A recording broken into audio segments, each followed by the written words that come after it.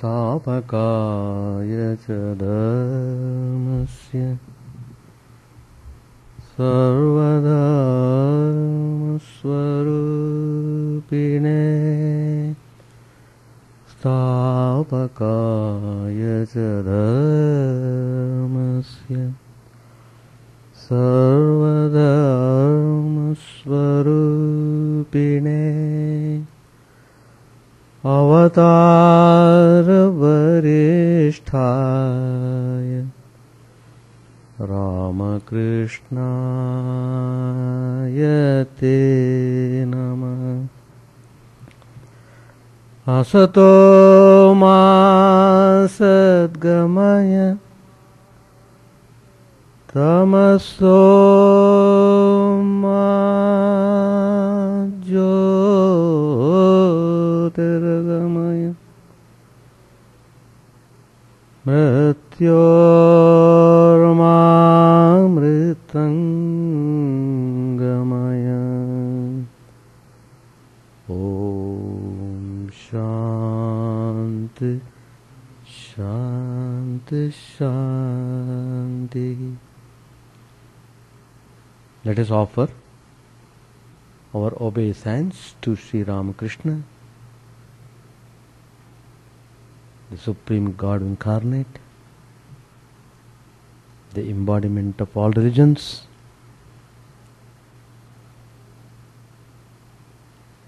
Let us pray to that divine Paramatman to lead us from unreal to the real, to lead us from darkness of ignorance to the light of knowledge, to lead us from death to immortality.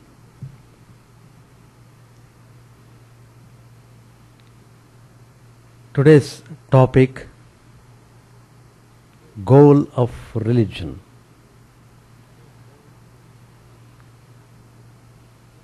It is very important to know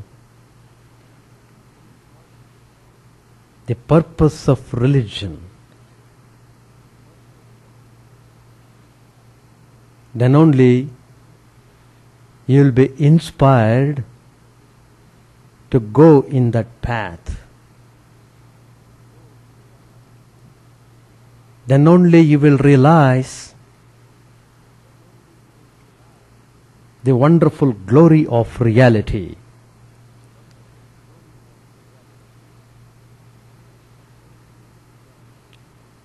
Reality, that is religion. A religion will take you to the ultimate reality. That is how we define religion according to Vedantic traditions.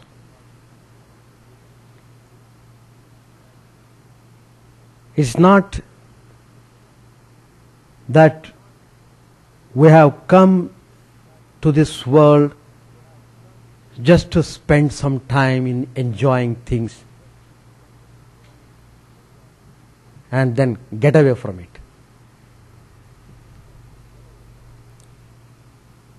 No. It won't allow you to go away like that. You won't be freed until and unless you follow the spiritual path. Of course, you will be led to spiritual way after having gone through bitter experiences in the world.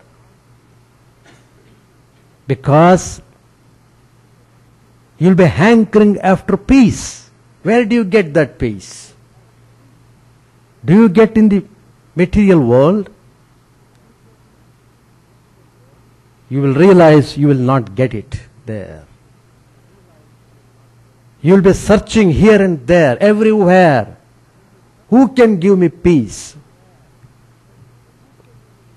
Where to get it? How to get it? All these questions are answered if you look into the significance of religion. The value of religion you will understand more and more when you seriously think about it and when you want it willingly. So, religion is that by which you gain the ultimate experience. It's a wonderful experience into which merge all distinctions of caste, color, creed, doctrines, dogmas, your body, your mind, your intellect, time, space, causation, this world and all other imaginary worlds. Everything just get dissolved.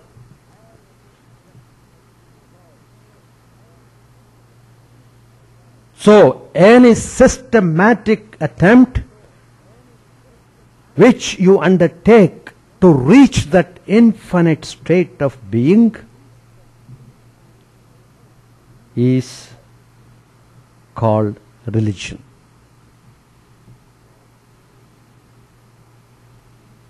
So, the ultimate goal of realization, therefore, transcends the limitations of your body, your mind and intellect. You can no more hug yourself. You can no more attach yourself to this decaying body, decaying mind, decaying intellect, decaying world. How can you imagine that you will get peace or happiness when you attach yourselves to this decaying phenomenon?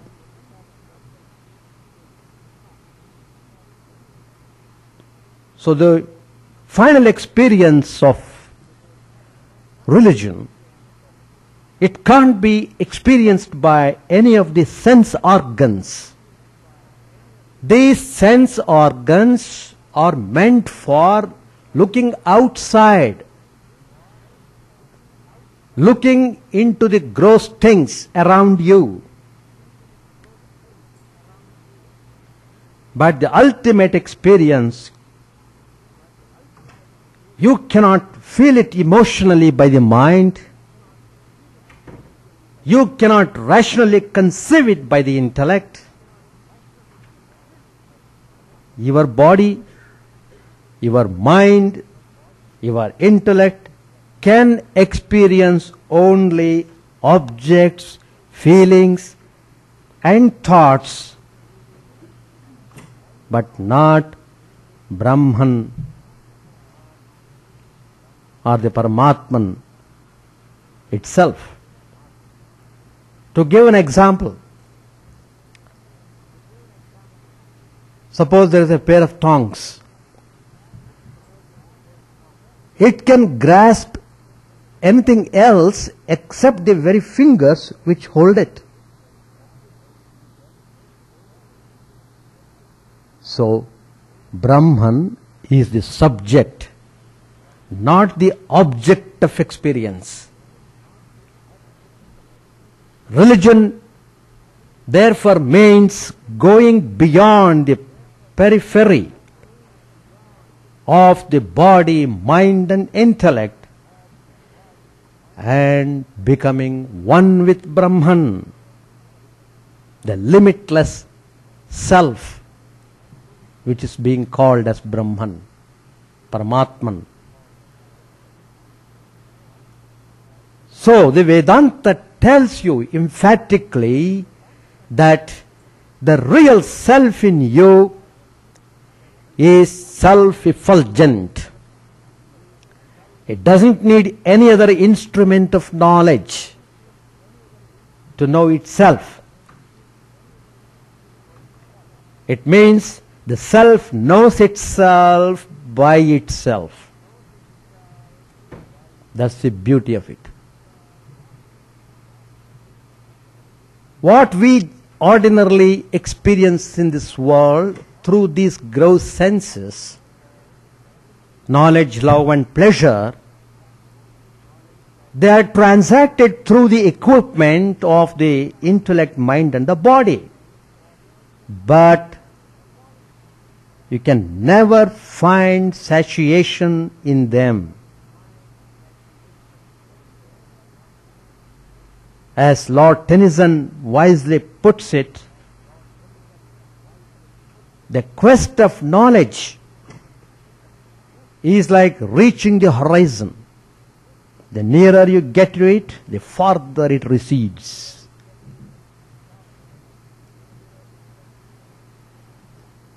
So, time, space and causality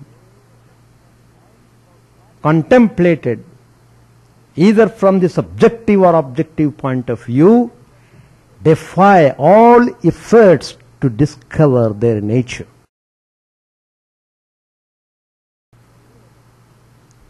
So it means the interior of nature, the depth of the cosmos can never be fathomed by the human intellect.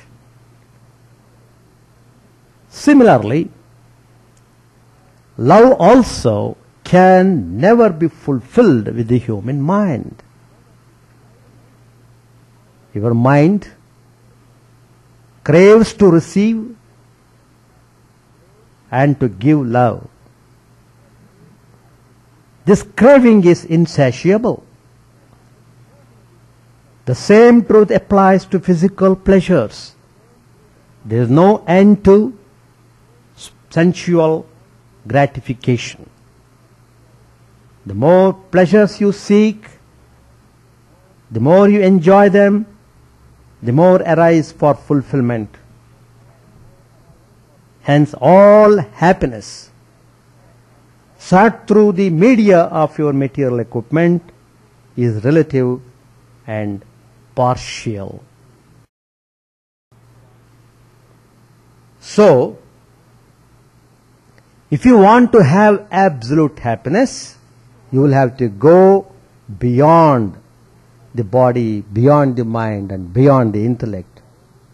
You must reach your real self. The core of your being. The very word ecstasy indicates that happiness is gained by standing outside the precincts of these material equipments. When Sri Ramakrishna got the experience of samadhi, he was totally unaware of the world around him. He has transcended this level of the world. This supreme state of total fulfillment in life is reached only when your intellect, along with the entire objective world, dissolves in the mysterious self. Samadhi is nothing but merging everything of yourself into that reality. Then only you will get supreme peace and supreme joy, which cannot be described in words. So everyone must aim at reaching such an end. That is the culmination of happiness in life.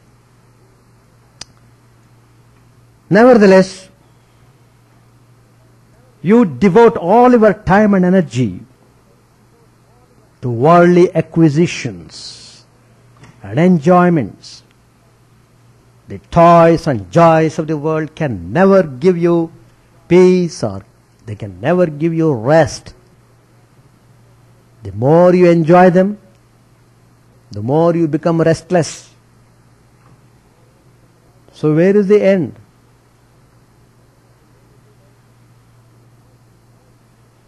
That means the worldly pursuits lead you to despair ultimately.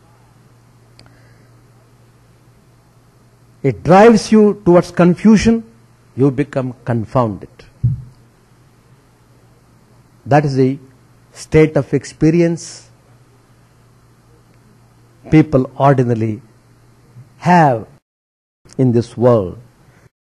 But Vedanta tells you that there is no need to despair. However, obstinately you may shut your eyes to the reality. There are always moments in your life when the inevitable query forces itself out of you. You begin to inquire within yourself, from where does all this phenomenon arise? Why have I emerged in this world? What does this universe signify? Vedanta says, this ingrained question must necessarily find its way out. It will drive you to find its solution at bayonet's point. You have no choice. But your physical senses or emotions or thoughts have their limitations. They can't unravel this mystery. An eagle cannot outsoar the atmosphere. You can, however, solve the mystery through a special culture. Everything is possible, but there is a way. That special culture is called Vedanta, which is given to us by Swami Vivekananda and all the spiritual masters. So Vedantic culture you must develop.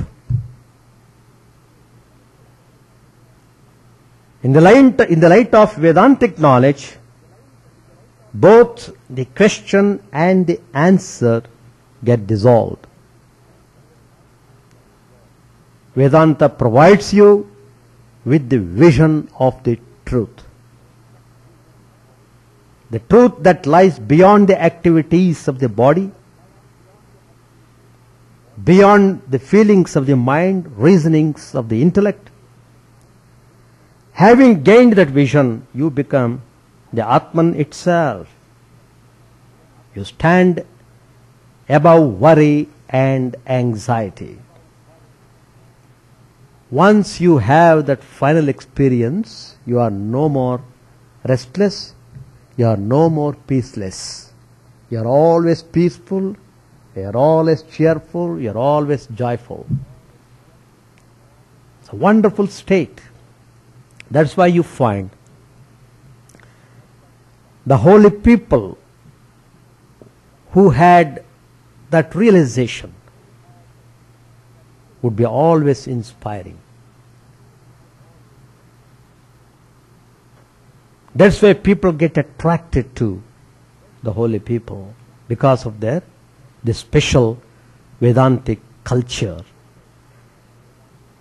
They are no more bothered about the affairs of the world in any manner. They can never be disturbed.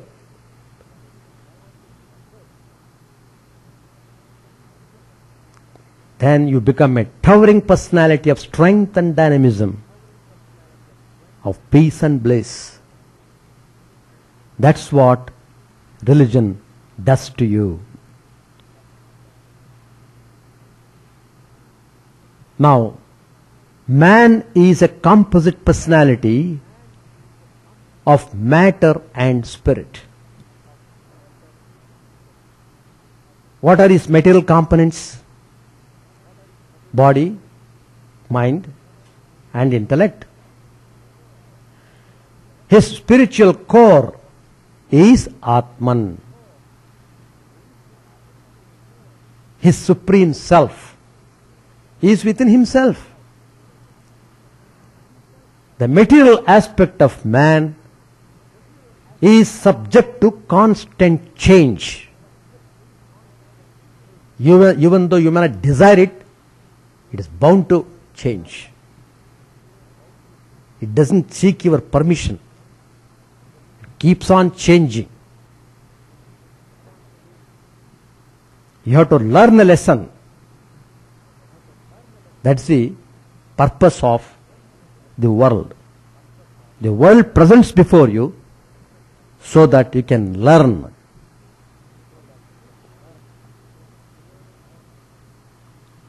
So, the material aspect of man is subject to constant change.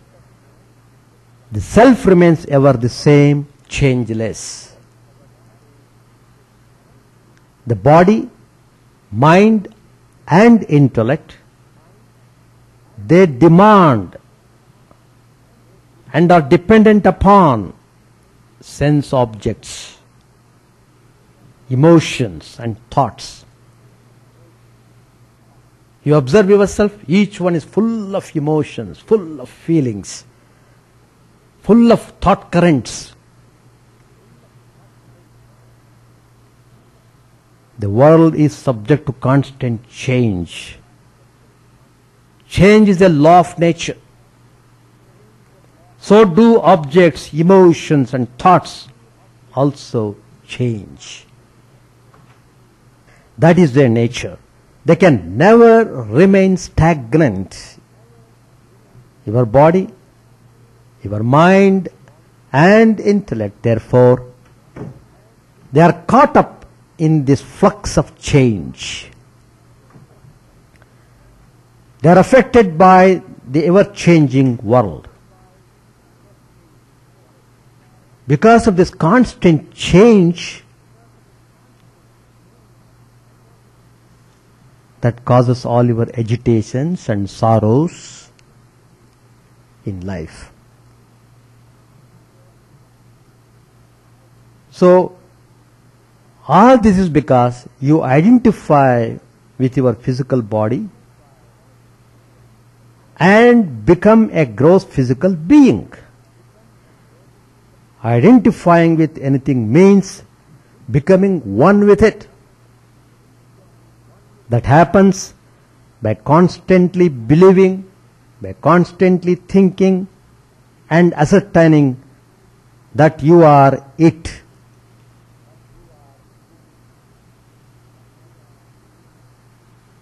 Thus you believe you are the body. You think of the body all the time. You assert you are the body. Consequently, you become one with the body. That explains why you believe and declare, I am warm, I am tired, when actually it is your body that is warm, it is your body that is tired. Similarly, you identify with your mind, become one with it, then you declare, I am happy, I am unhappy, when actually it is your mind that is happy or unhappy. These are all Vedantic principles which we should know to arrive at definite conclusions. Again, you identify with your intellect, buddhi, and become one with it. Thereafter, whatever happens to your intellect happens to you. You become brilliant, you become dull, etc.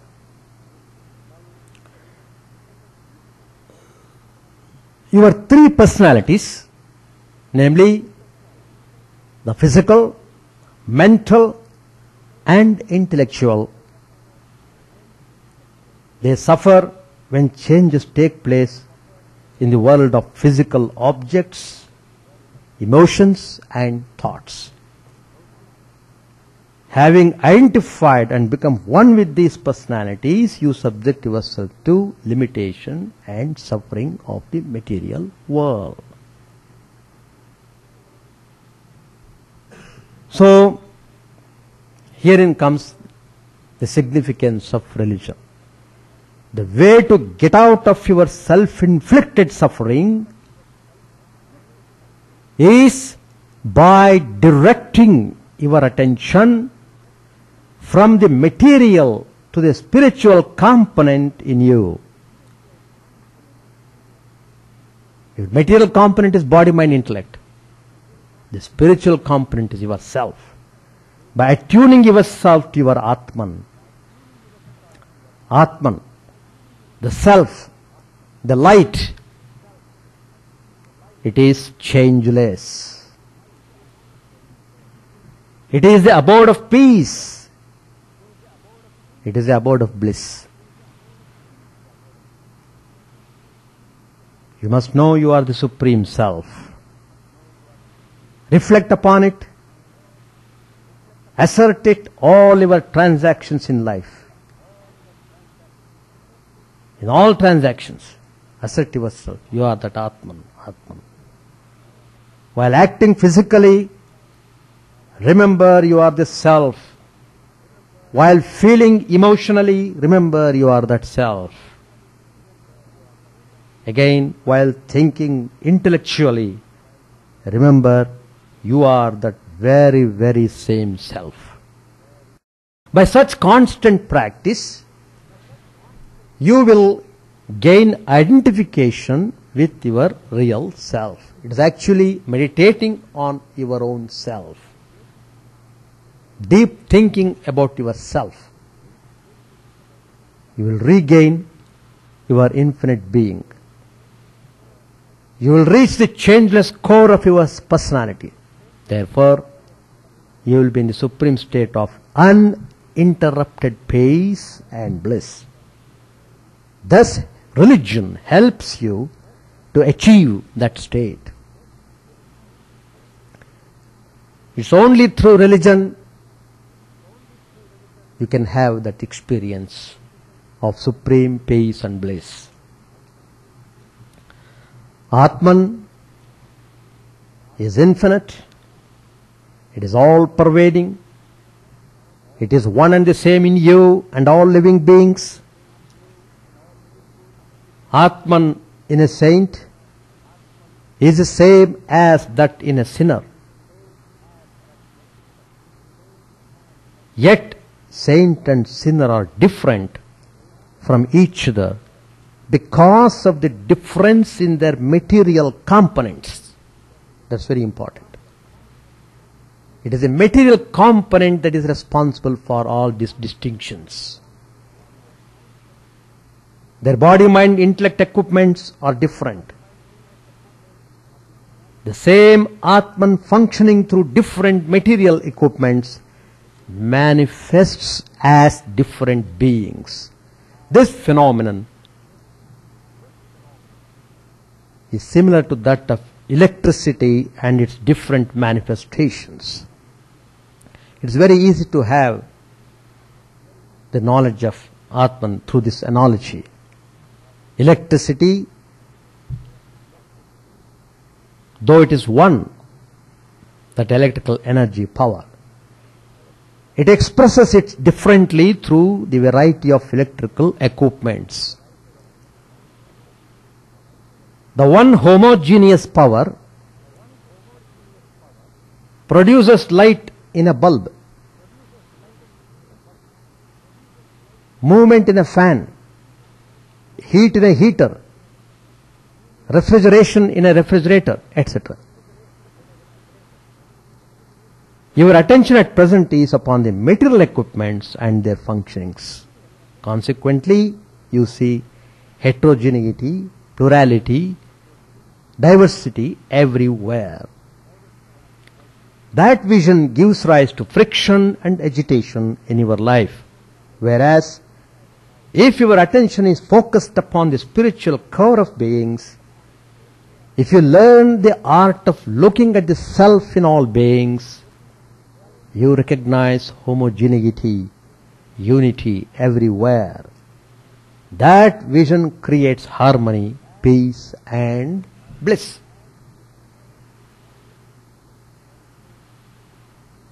Let us take an example.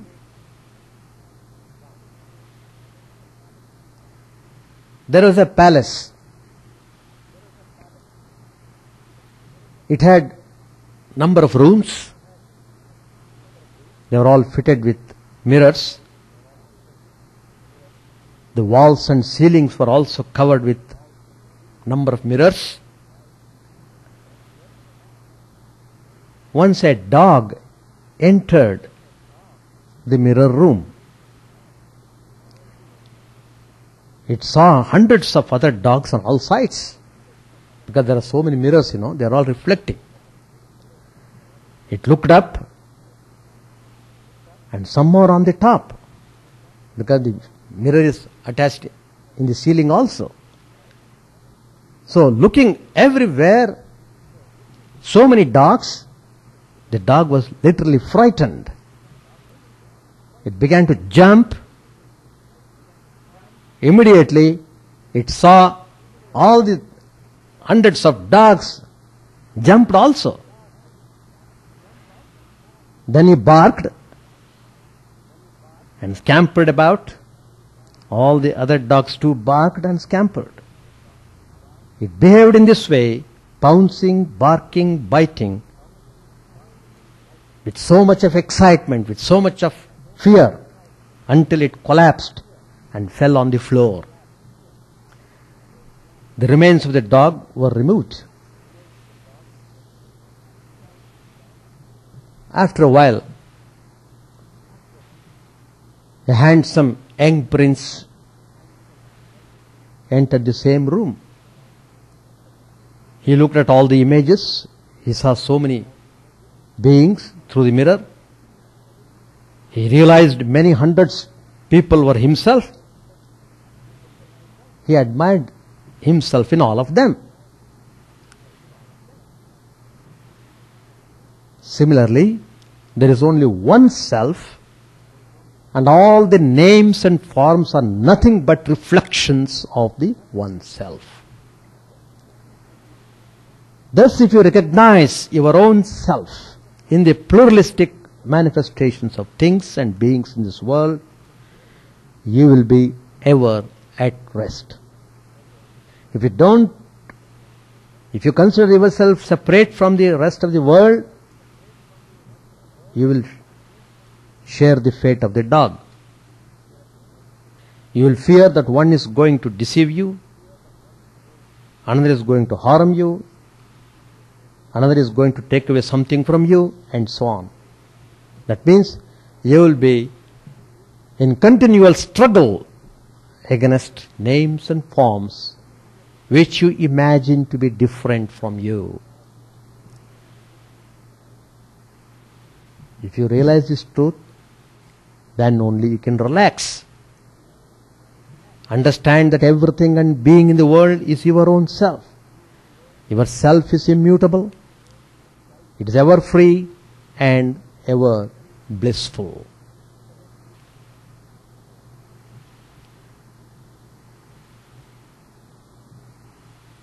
Another phenomenon we see in this world, there is day and night.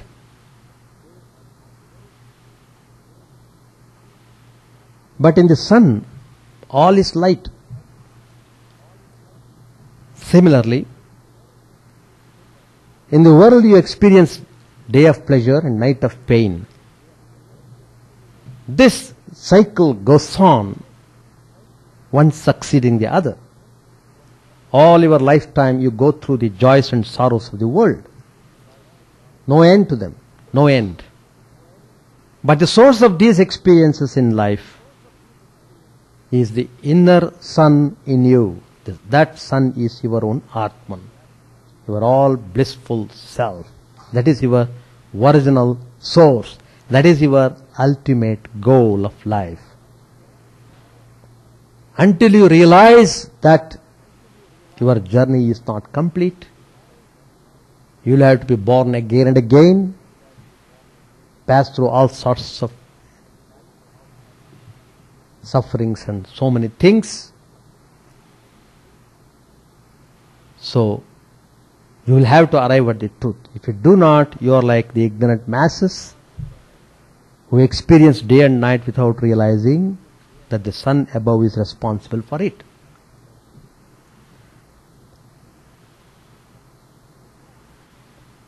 It is important to know some of the points so that everything becomes clear. Everyone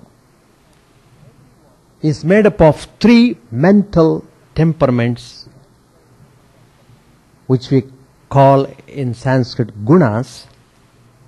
They are specified as sattva, rajas and tamas. Broad classification. The whole universe, everything is classified according to these three gunas. That's why Lord Krishna says in the Gita, this universe is trigunatmika. The combination of these three gunas, sattva, rajas and tamas, constitutes the world. What is tamas, what is rajas, what is sattva? Let us try to understand. In brief, it will help our discrimination, our thinking. Tamas is the state of the mind when it is dull and when it is inactive. A state of inertia, indolence and heedlessness. It is the lowest state of being. Superior to tamas is rajas. It is a state of mind when it is desire-ridden and agitated.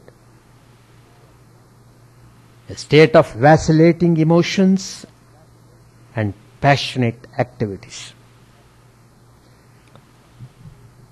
Sattva is the highest state of mind, a state of equanimity, serenity and poise, free from all worldly passions and excitements.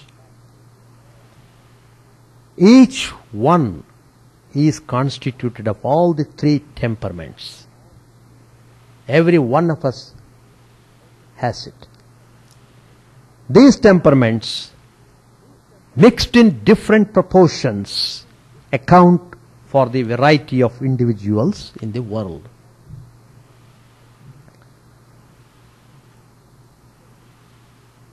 So, your aim in life should be to decrease and gradually eliminate the lower natures of tamas and rajas, while at the same time increase and firmly establish your sattvic nature. To be able to do this, you need to know how these gunas function in your life. Once you recognize the type of gunas inherent in your personality, you can estimate your spiritual status. All corrections you have to make yourself. Please note that. Nothing can be done by miracle.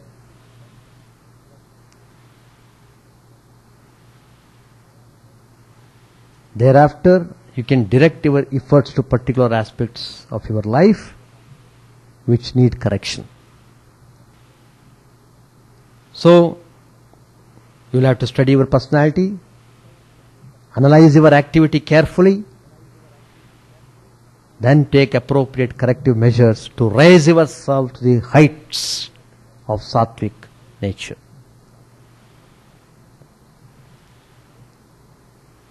Every human action, karma, what we call, is preceded by knowledge of the respective action. Man needs to know how to act before he performs an action. And when he executes an action, he becomes the actor, karta, he who acts.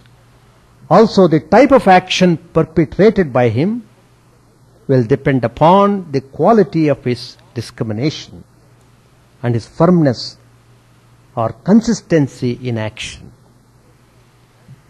Thus, there are 5 constituents combined in the structure of a human activity. Furthermore, the goal of every activity is happiness. Man struggles on the path of action to find more and more happiness.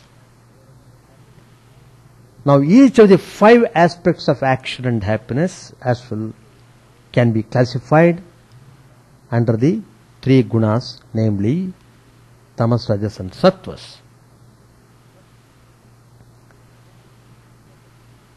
Let us study about the different aspects of action colored under the 3 gunas.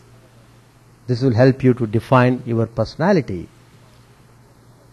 It holds a mirror to you, to your inner qualities and character. Once you are able to see your faults, once you are able to locate the faults, then it's easy to take corrective measures. Sattvic knowledge is that knowledge by which you see the one indestructible reality in all beings. The knowledge that recognizes the infinite substratum upon which the phenomena of the pluralistic world appear. The knowledge with which you perceive and live the truth constantly in your life. By which you feel the harmony and underlying the unity in the diversity of things and beings in the world. In a relative sense, it means the knowledge with which you look upon the manifold waves as nothing but the ocean, with which you understand the numerous parts of different sizes, shapes and colors as mere clay. Rajasic knowledge is that knowledge by which you regard the manifold existences of different kinds in all beings as separate from one another.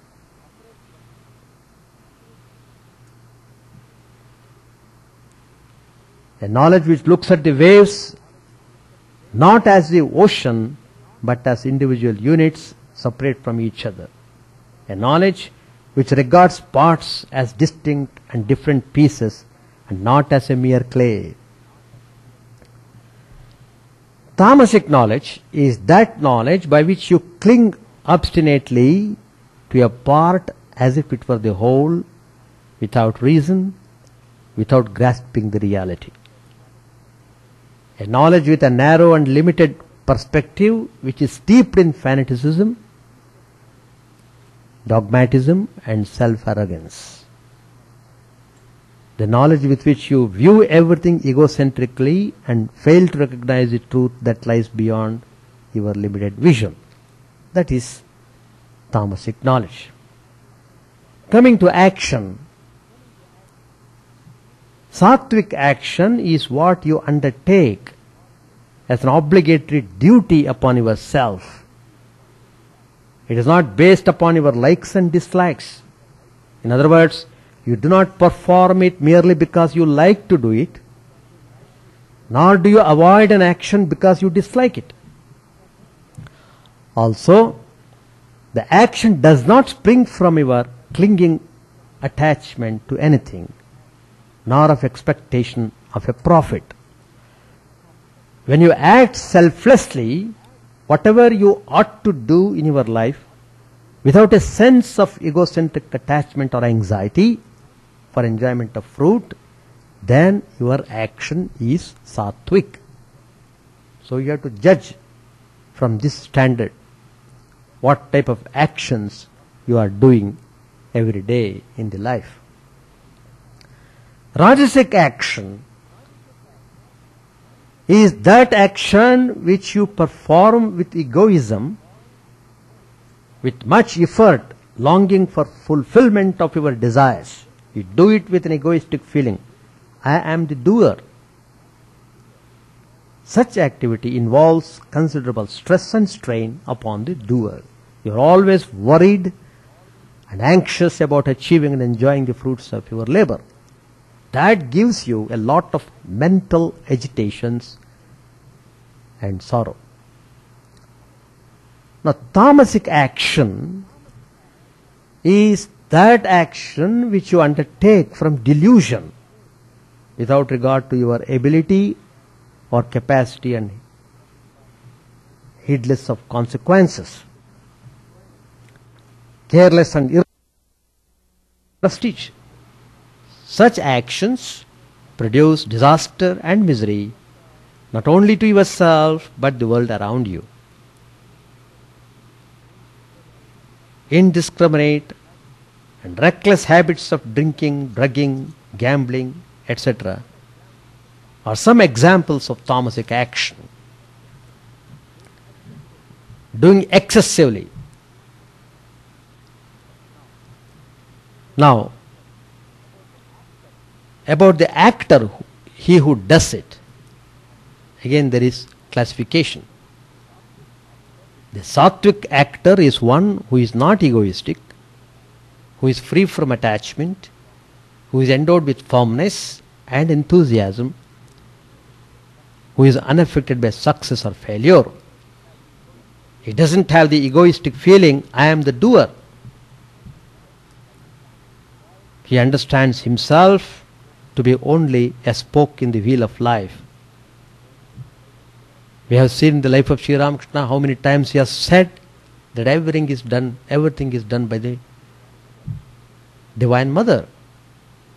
I am only machine. Mother is mechanic. I am only chariot. The Paramatman is a charioteer. What a fine concept. That is the attitude of a sattvic actor.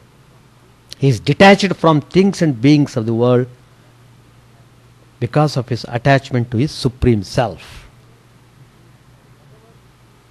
Whatever be his obligatory duty to perform, he does it with cheer and enthusiasm and maintains consistency of purpose until his work is done. The sattvic actor is at least concerned with the results of his action. The greatest success or the worst failure mean the same to him. He is not disturbed by the results. He is careful about doing the things properly. Leave the rest to God. The Rajasic actor is one who is impassioned, craving for fruit of actions, greedy, harmful, impure, who is constantly moved by joy and sorrow. He is full of attachments, full of desires for worldly acquisition, possession, and enjoyment. He strives to gain his limited objects of desire. If he succeeds in gaining them, he develops greed to obtain more and more. If he fails in his endeavors, he turns harmful to the opposition that he encounters. His mind is impure. He adopts unrighteous ways and means to gain his personal ends. Such a person is constantly disturbed by joys and sorrows arising within him. At one moment he is excited with joy, in the next he is dejected with sorrow. He is like a feather in a summer breeze. Tamasic actor is one who is digressing from his inner self. He is vulgar, stubborn, wicked, malicious, indolent, despairful, etc. An actor of Tamasic order has little regard for his supreme self. His life is divorced from truth, devoid of a higher vision or mission in life. He acts merely on his lower impulses. He lacks culture and refinement. He is stuck to his basic impulses. His dull intellect cannot be persuaded to appreciate anything nobler in life. He is unyielding and obstinate. So when such a man meets with opposition, he adapts to cheating and other low and mean actions. He has no scruples. He readily stoops to dishonest and malicious living. Besides, he is extremely lethargic, slothful, and sleepy. He is too lazy to meet the challenges of the external world. Instead, he would keep on grumbling and swearing at the world. He loses heart easily and remains dejected in life. As far as work is concerned, he has neither the determination nor consistency of purpose to carry it out. He would keep postponing his actions endlessly. Now coming to intellect, there also it is classified under Sattva, Rajas and Tamas. Sattvic intellect is that which knows the path of action and renunciation, knows what ought to be done and what ought not to be done in the path chosen, discriminates between fear and fearlessness, bondage and liberation. The choice of the right path of activity should depend upon your inherent tendency and inclination to life. It's called Swadharma, meaning your own nature. That which is opposed to your innate nature is called Paradharma. The Sattvic intellect discriminates and chooses Swadharma activity and rejects that which is Paradharma. Having taken the right path of activity, Sattvic discrimination helps you further to choose and perform only those actions that are obligatory and avoid those that are not. It distinguishes between right and wrong. Of all living beings, man alone is given the choice of action in life. Therefore, it is vitally important that you make a right choice. Every moment of your life you are faced with this problem of choosing one of the two paths open to you. The Sattvic intellect solves this problem as it has a clear understanding of what is right and what is wrong. Ironically, in life, you fear what ought not to be feared and fear not what ought to be feared. There is a saying, fools rush in where angels fear to tread. You don't hesitate to indulge in sensual pleasures indiscriminately, but you are afraid to take to the path of truth. The Sattvic Buddhi helps you to distinguish clearly the fearless from the fearful. Now about bondage and liberation. To be attached to your body, mind and intellect is bondage, limitation and suffering. You bind yourself to your material equipments and claim to be free. True freedom is gained only by tuning yourself to the inner self. Sattvic intellect distinguishes clearly the liberation enjoyed by the self within from the limitations suffered by the material equipments. It understands what is true freedom and bondage. Rajasic intellect is that which you understand wrongly, righteous and unrighteous. dharma and adharma, and also what ought to be done and what ought not to be done in life. An understanding which comes to an erroneous conclusion as to what is right and what is wrong. With such an intellect, you not only make a mistake in the choice of your path in life, but also err in performing the actions. Tamasic intellect, steeped in ignorance, thinks unrighteous to be righteous, sees all things perverted. With a tamasic intellect, you look at everything topsy-turvy. You arrive at your own wrong conclusions because of your ignorance. Now coming to the point of firmness, that's also very important when you are pursuing religious path. Firmness is very important. There is a particular Sanskrit word, it's called dhriti. Even this firmness also is classified as sattva, rajas and tamas.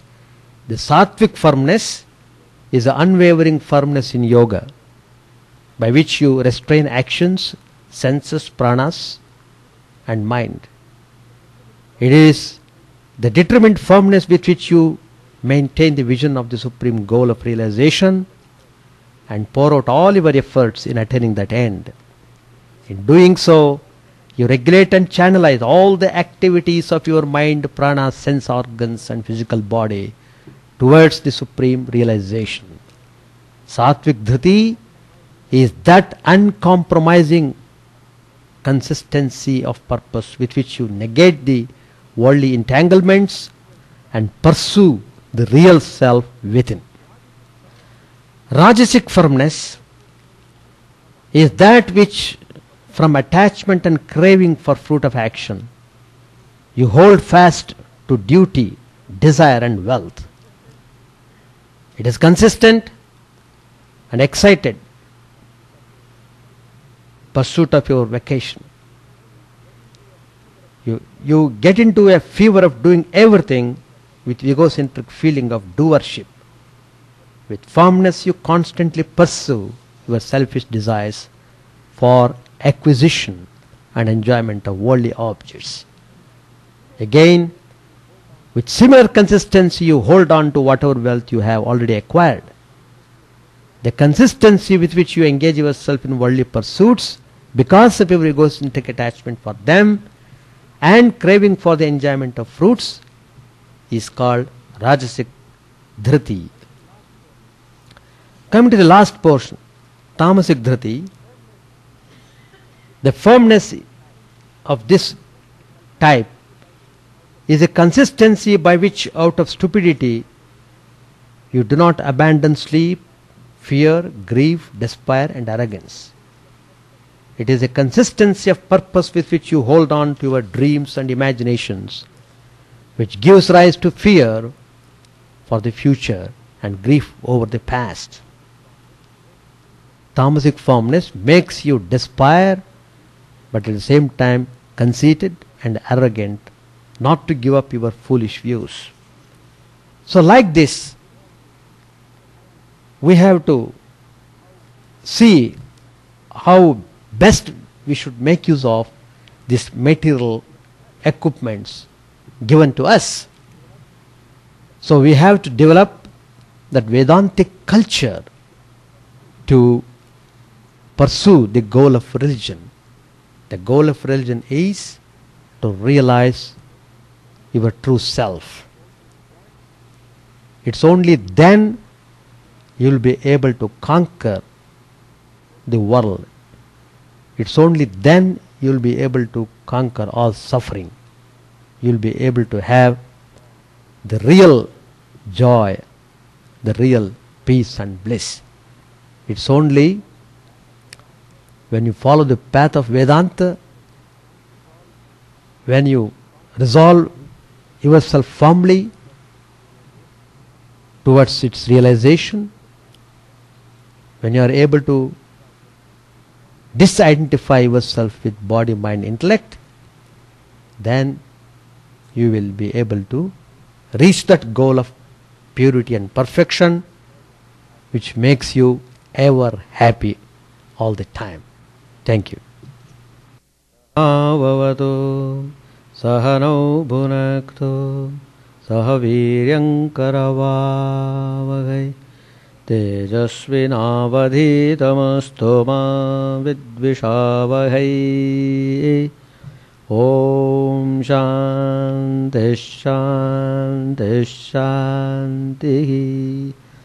Hari Om. May the Divine Supreme protect us. May He nourish us. May we work in harmony with great vigor. May our study be illuminating and fruitful. May we not hate each other. Peace, peace, peace be unto all.